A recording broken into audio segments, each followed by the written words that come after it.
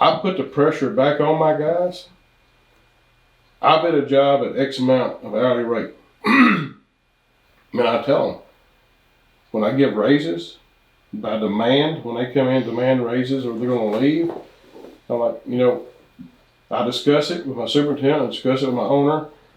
I'm like, if this is what you want to do, I'm going to give you a raise because I don't want to lose you. But this is my production rate that I've got on this project and future projects. You've got to beat that by X%.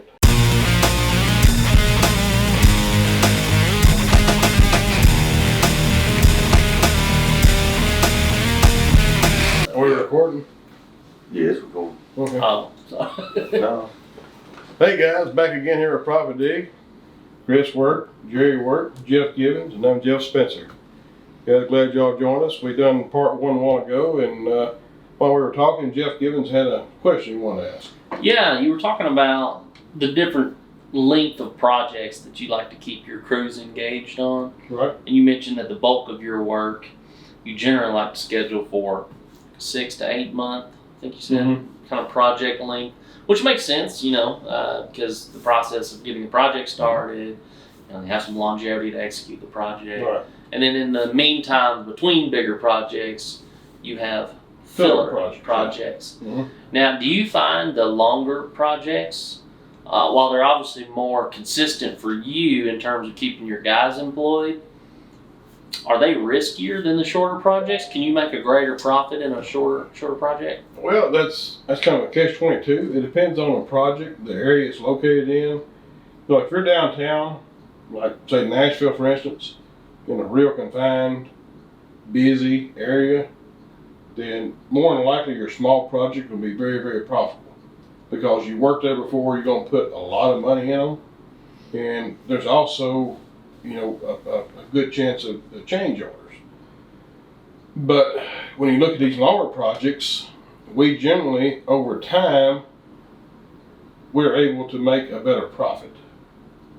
And the reason I say that is, because whenever I bid a project and I turn it over to my superintendent, I'm like, whatever crew you put on this project, here's my notes. I've got X amount of days in here to do this project. You've got this amount of time to do it. Anything over that, you're costing the company money, and you're reducing your chance, and as well as the other employees on this job, chances of getting a bonus, because we do give good bonuses. We do incentive bonuses. So over a period of time, if they can just increase their production, 2 or 3% per day, which is very minimal, over that 6, 7, 8 month period of time, then you've reduced your production rate by almost 30 to 40%. Okay, so when you go in with X amount of profit margin, we already talked about this, our materials are going to be basically the same throughout the project. If they're not the same, it's because me as an estimator, I've messed up something. But your materials are going to be basically the same. It's going to cost you the same from the start of the job to the finish of the job. So if you can decrease your production as far as labor and equipment by 20, 30, 40%, then you've tacked on another 15 to 20% in profit onto that project. Mm-hmm. So if you go in that project at 15%, then you come out at 30 to 35%. You've done a good deed for your owner. Great job. Yeah. And do you try to line up the longer projects as close together, like butt to butt on each one of them? It's hard to line them up because it's not always clear when the start date's going to be. Mm-hmm. But as they come across my desk, I try to bid as many large projects as I possibly can. And then when we have a good backlog and we're looking 6, 7, 8 months ahead, I can see when time, like these jobs are going to come to an end. It's like, I'm going to have a 2 or 3 month period here that I've got to find something for these 1 or 2 crews, whatever it may be, to do. So that gives me a time period like when I need to be bidding work. Because most of the time, especially on these smaller projects, it's pretty aggressive right now in the Nashville area. I bet. So a lot of your projects, used to be like from the time you're awarded a bid, it may be 2 months from the time you started. Well, now it's going from award to like 3 weeks and you're starting a project. Yeah. So that's kind of what you got to look at. You bid these smaller projects and you have a little bit of like leeway, I guess you could say. A week or two. Well, maybe more. Okay. But like, just say you're a contractor and I bid a smaller project with you, and our start date is just say September 1st. But I call you up and say, hey Chris, looking at our schedule and stuff, I may have to push this job back, 2-3 weeks possibly. And they're like, most time they're like, well, okay, we'll work around it, we'll make it work. So it gives you a little bit, like these bigger projects, when you start those, they got a deadline. And it's like, you can't put those off. But your smaller projects, a lot of times, you can do a little negotiating, like, I've got the manpower to do this, but this job has drug out a little longer than I thought it was going to. It's going to be 2 or 3 weeks when my crew's available. And, how do you want to handle it? Most times, they're fine with it. Yeah. So how many projects, larger projects, do you try to bid on at one time? Until I land one. Well, I guess that's the question. Is Well, what if you bite too many hooks and you catch? Well, What if you land every project bid you put out there? That, it's about maybe a 10% chance. That's pretty good. 10%. Yeah, that's pretty decent. Yeah, that's not bad. I think most people would sign up for that. But at that point, you got to figure out, how you're going to manage a job. And that's where Sure. you go back to some of these smaller projects and like, hey, I've got to have this crew. I'm going to push this off. Or you may have to look at a sub. So, you always want to have a good working sub that you can deal with, that he can fill the gap if you don't have the manpower to do it. But right now it's been tough. We've been trying to put on some extra crews. We have gained one extra crew, but for the last year and a half, a lot of our guys, thanks to our government, are making more money to sit at home than what they are on the workforce. And with the infrastructure the way it is right now in Middle Tennessee, there's such a demand for employees, skilled employees, that we got people contacting our people day in and day out, offering them, $1, $2, $3 more an hour than what we're paying them. So a lot of times we got to ante up to keep those guys. Sure. And we do it because we know we can't find a replacement for them. So is that something you're dealing with regularly? Like Yes, you're yes. having to pay your guys. Well, and we usually, and it's got us all screwed up right now. Me and my superintendent's having a talk today. Usually we do evaluation once a year, and then we give pay raises accordingly once a year. Well, right now, our employees for the last year and a half, they've been getting offers. We've been giving raises periodically throughout the year. It's like, hell, every month, it's like somebody's ready for evaluation because it's just so sporadic because we've had to give so many raises over the year's time. Mm-hmm. And there's no set time, like there normally is. Yeah. And we actually talked about today, we got to put a halt to this. We're going to have to stop these guys, Well, I mean, Set evaluation period. Yes, Sure. yes, Yeah. exactly. Yeah. We can't just have them coming to us saying, that this is when we're going to need a raise. We've been offered so-and-so. Well, in my eye, have we not been good to you? Have we not give you raises every year? Do we not try to take care of you? And if we haven't, then proceed on. Go ahead and find your new job. But if we have, then, wait till your evaluation time. We're going to look at your evaluation. We're going to give you a raise according to what you've done and how long you've been here, and just wait on it. But the workforce has been so constricted the last year and a half here in Middle Tennessee that we can't abide by those. We've got to pay up or lose our men. do you have to think about that when you're bidding a job, or do you just assume, okay, I'll have this much manpower? I put the pressure back on my guys. I bid a job at X amount of hourly rate.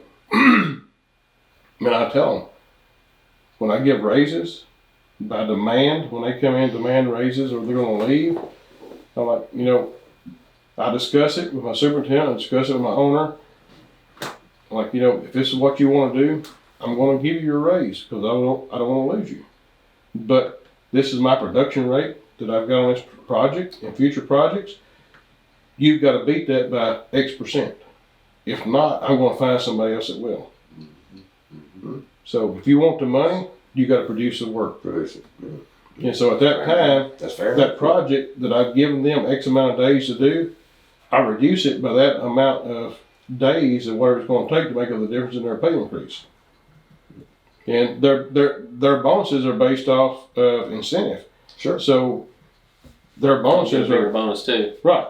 Yeah. So if they go over that, because I reduce the days, so now their days are reduced. If they go over those days, they don't get a bonus.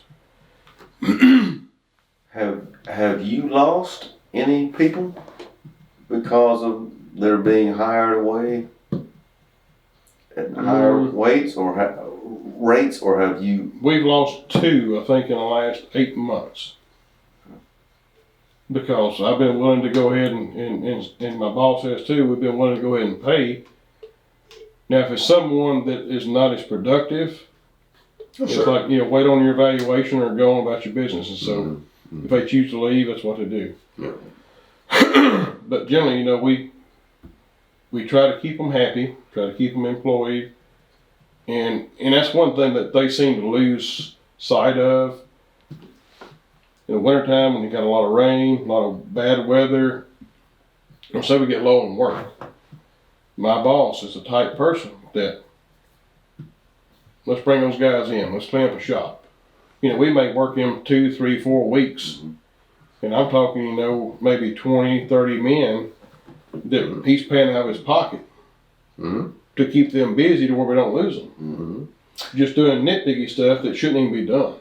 Yeah. But And you know, like you ask, you know, why are house prices so high? Jeff, I know y'all are not building houses, but I'm sure it's the same deal. Oh, sure it is. Those guys who are building houses, they're having to pay higher and higher wages. Well, that's the issue. You know, that's what I was just talking about.